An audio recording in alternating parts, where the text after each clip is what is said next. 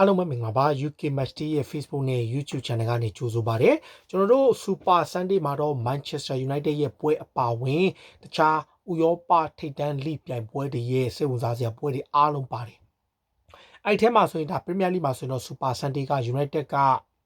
လီဗာပူးကိုအိမ်ကွင်းမှာကန်ရပြီးတော့ဒါဆိုရှာနဲ့ Manchester United တို့ကအရှက်ရစရာတကယ်ကို humiliate ဖြစ်ပြီးတော့ဂိုးပြတ်ရှုံးသွားတယ်ဒါပေမဲ့တစ်ဖက်မှာ La Liga မှာဆိုရင် El Clasico ပွဲအပါဝင်တခြားစိတ်ဝင်စားစရာပွဲတွေလည်းရှိတယ်သူပြင် El Clasico ဆိုတာကလည်းဒါဘလုံးလောကမှာအားလုံးမျှော်လင့်ထားတဲ့အတိုင်းတကယ်ကိုအကောင်းဆုံးပွဲဖြစ်ခဲ့တယ် Cristiano Ronaldo နဲ့ Leo Messi တို့ရဲ့တစ်ချိန်တစ်ခါကအပြိုင်ဆိုင်မှုနဲ့အတူ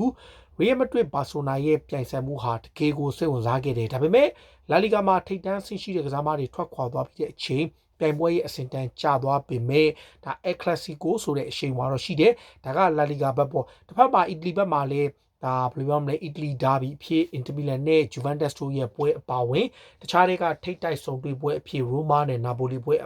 ပြီးတော့မှပြင်သစ်ဘက်မှာဆိုရင်ဒါလက်ရှိပြင်သစ်ရဲ့လိရဲ့တကယ်ကိုအပြင်းထန်ဆုံးနှစ်သင်းဖြစ်တဲ့ Olympic Marseille နဲ့ Paris Saint-Germain တို့ရဲ့ပွဲရှိတယ်ဆိုတော့ပထမဆုံးအနေနဲ့ El Clasico ပွဲပေါ့ဒါကျွန်တော်တို့8:45မှာကန်တဲ့ပွဲမှာ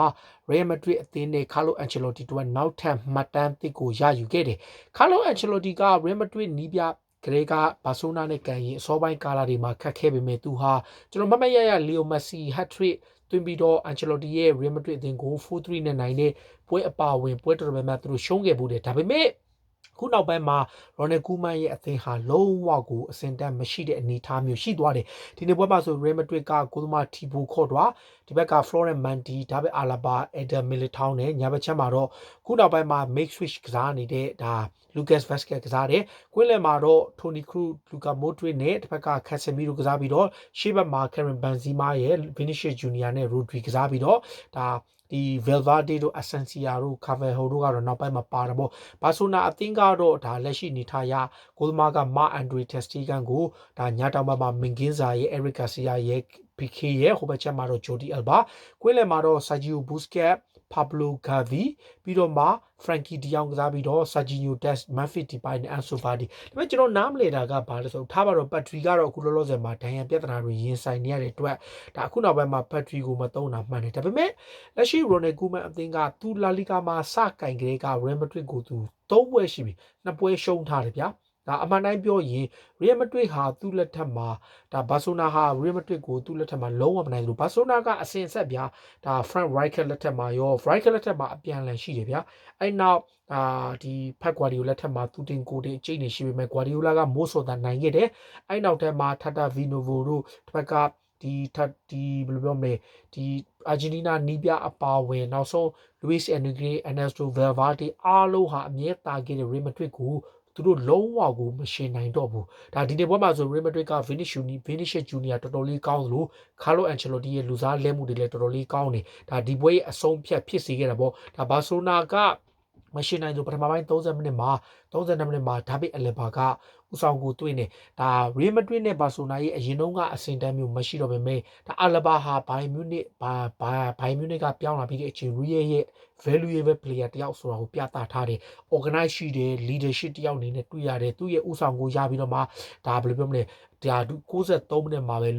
Lucas Vazquez ပေါ့ Lucas Vazquez ကဇီဒန်လက်ထက်ကလေးကနီးပြအကြိုက်ကစားမှဖြစ်လို့သူကိုယ်တိုင်ပဲအနိုင်ကိုတေးကြသေးတဲ့ကိုသွင်းနေဒါပွဲပြီးကနေကြမှာပဲ Sergio Aguero ပြန်သွင်းသွားလို့ဒါဘယ်လိုပြောမလဲဒါ 2-1 ဖြစ်သွားတယ်ဒါပေမဲ့ဒီပွဲဟာ Real Madrid အသင်းက Barcelona ကို El Clasico မှာ4ပွဲဆက်နိုင်ခဲ့တာ Barcelona အသင်းအနေနဲ့တခစ်ခါက El Clasico မှာအမြင်အသာရပေမဲ့လက်ရှိနေထားရတော်တော်ကိုဆိုးဆိုးဝါးဝါဖြစ်သွားပြီဒါလက်ရှိအခြေအနေကပဲ Sevilla ကအိမ်ကွင်းမှာဒါ Levante ကို5-3နဲ့နိုင်တယ်အဲ့ပွဲကလည်းတကယ်ကို La Liga ရဲ့ပွဲကောင်းပဲအကျိတ်နဲ့ကစားရတယ် Sevilla အနေနဲ့ဒါဘယ်လောက်ထိကောင်းလဲဆို 1-0 2-0တောင်းလျှောက်သွင်းပြီးတော့မှဟိုဘက်ကပြန်ချေ 4-1 ထိနိုင်ပြီးတော့မှ 4-3 ထိဖြစ်ပြီးတော့မှနောက်ဆုံး 5-3 နဲ့ Fernando ထပ်သွင်းသွားတာဒီပွဲကလည်းတကယ်ပွဲကောင်းဖြစ်တယ်ဒါပေမဲ့ဒါစိတ်ဝင်စားစရာက Atletico Madrid နဲ့ Real Sociedad ဘာကြောင့်လဲဆိုတော့ Real Sociedad ကလက်ရှိမှာ La Liga မှာဇယားထိပ်မှာဦးဆောင်နေတယ်တကယ်လဲ Sociedad ဟာကောင်းတယ်ဒါဒီ Atletico Madrid ကွင်းမှာသူတို့2ဂိုးပြတ်ထီတောင်ဦးဆောင်ခဲ့တယ်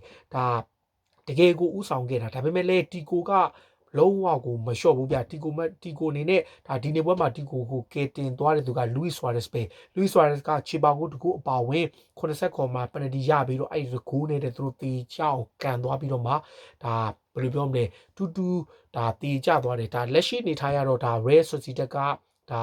လာလီဂါမှာ Real Madrid နဲ့ Barcelona ရဲ့တပွဲရော့ကြံနေသေးပေမဲ့ Sociedad ကတော့ဒါ21မှတ်နဲ့ထိပ်မှာရှိတယ် Real Madrid က19ရမှတ်20ရှိထားတယ်ဒါပေမဲ့ Real Madrid ကတပွဲရော့ထားပြီးတော့ Sevilla ကလည်းရမှတ်20ကိုတပွဲရော့ထားတယ်အဲအောက်မှာတော့ Atletico Madrid ကလည်းဂျာပွဲရော့ကို18မှတ်ရထားတယ်ဆိုတော့ Sociedad ကလက်ရှိအနေထားကောင်းပေမဲ့ Barcelona ဟာတော်တော်ကိုအခြေအနေဆိုးနေပြီလက်ရှိကိုပွဲမှာ15မှတ်ပဲ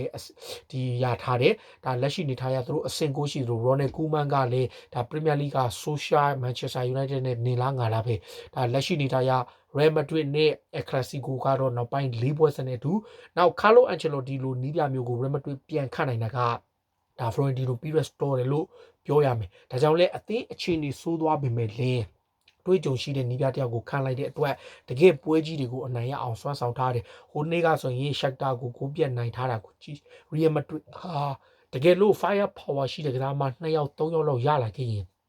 အရင်လိုဥရောပထိပ်တန်းအဆင့်တနေရာကိုပြန်လဲရောက်လာမှာသိကြတယ်ဘာဆိုနာကတော့လောင်းဝေးတူကိုဖြစ်သွားပြီလက်ရှိစင်တန်ရအက်တလက်တီကိုမက်ဒရစ်တို့ဒါဆဗီယာတို့ရဲ့အောက်မှာပဲရှိပြီးတော့ဘာဆိုနာကတော်တော်လေးအခြေအနေဆိုးသွားပြီဒါပြည်သက်တီဘယ်လိုမြင်ကြလဲကိုယ့်ရဲ့အမြင်လေးတွေကိုကွန်မန့်မှာဝင်အောင်မှတ်ချက်ပေးကြပါအားလုံးကျေးဇူးတင်ပါတယ်ရေတော်ဘုံအောင်ရမည်